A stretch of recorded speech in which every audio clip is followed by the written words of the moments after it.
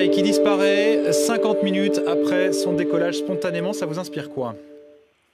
D'abord, qui disparaît, c'est difficile à envisager, puisqu'il y a non seulement des fréquences de veille de toutes les compagnies sur toute l'Afrique, parce que ça peut pallier aux insuffisances du contrôle, et puis il y a une fréquence de détresse sur laquelle tous les avions sont connectés. Donc on ne disparaît pas comme ça. Donc malheureusement, effectivement, le crash va s'avérer.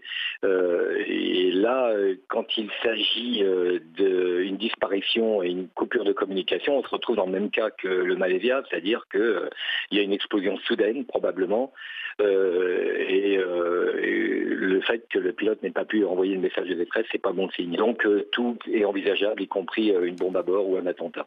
Alors pour vous, pas de doute possible, vous parlez de crash, ça rappelle la Malaysia? Alors non, pas vraiment, parce que la Malaysia, on savait déjà que ce pays a été doté de missiles courte portée, jusqu'à 3 à 5 km, pas 10 km évidemment, ça a été la surprise, mais là encore moins, quoi. À moins que ce soit développé. Et puis il y a cette espèce d'entraînement, la démonstration par l'exemple, et ça devient extrêmement dangereux. Ça veut dire que tous les pays en guerre vont commencer à utiliser ce genre d'attentat qui est extrêmement médiatisé. Donc voilà, on participe nous-mêmes à cette envie de pouvoir marquer un coup, s'il s'agit d'un attentat, bien sûr. Gérard Felzer, donc, pour reprendre un petit peu ce que vous disiez tout à l'heure, un appareil qui vole à 10 000 mètres d'altitude, il ne peut pas être détruit avec n'importe quoi. On en a parlé pour l'Ukraine, il faut forcément un matériel très spécifique. Oui, et là franchement, il n'y a aucun doute. La région n'est absolument pas équipée de ce genre de matériel. Donc ça pourrait être au décollage ou en basse altitude, mais 50 minutes après le décollage, il était déjà quasiment en altitude de croisière. Donc il est peu probable qu'il s'agisse d'un missile longue portée. Alors maintenant, le mystère reste entier. Peut-être une bombe à bord, allez savoir, c'est très très difficile avec les informations dont on dispose de savoir. Et en plus, les recherches vont être compliquées parce qu'il s'agit de zones qui sont très peu habitées. Donc il faut repérer l'avion. La compagnie Air Algérie est toujours sans nouvelles de l'un de ses avions de ligne, le vol AH5017, parti dans la nuit de Ouagadougou à destination d'Alger.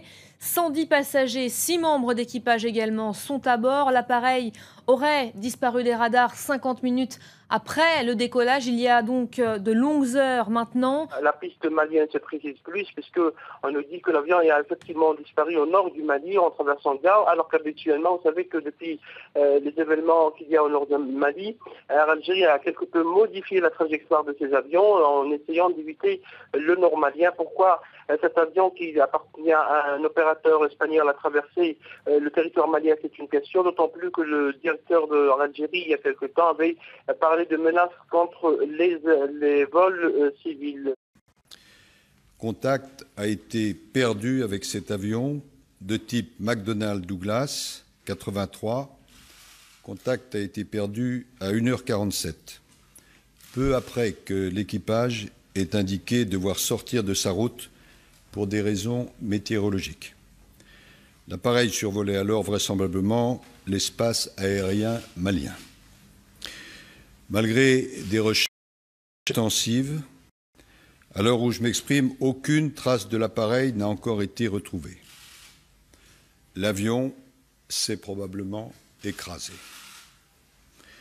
Les recherches se concentrent à ce stade sur une vaste zone du territoire malien autour de la région de Gao.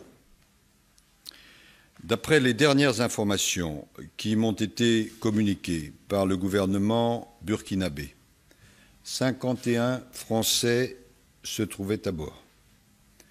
Mon collègue algérien, avec qui je viens de m'entretenir, évoque une cinquantaine de Français, soit près de la moitié des passagers qui se trouvaient à bord. Le ministère de la Défense déploie ses moyens dans la région pour repérer des traces de l'appareil. Les Algériens et les forces des Nations Unies font de même. 2 Mirage 2000 basés à Niamey effectuent en ce moment même et depuis ce matin des vols de reconnaissance. nos moyens militaires dans la région, y compris médicaux, sont tous mobilisés. L'accueil des familles, des passagers dont la destination finale était la France, qu'il s'agisse de Paris et d'Orly, de Marseille, de Lyon, de Toulouse.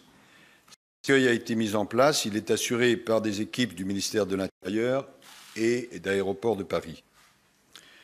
Mesdames et Messieurs, si cette catastrophe est confirmée, il s'agit d'une tragédie majeure qui frappe toute notre nation et beaucoup d'autres. Le président de la République et également, comme tous les Français, se tiennent aux côtés des familles touchées par ce drame, comme de toutes celles si nombreuses qui ont été récemment endeuillées.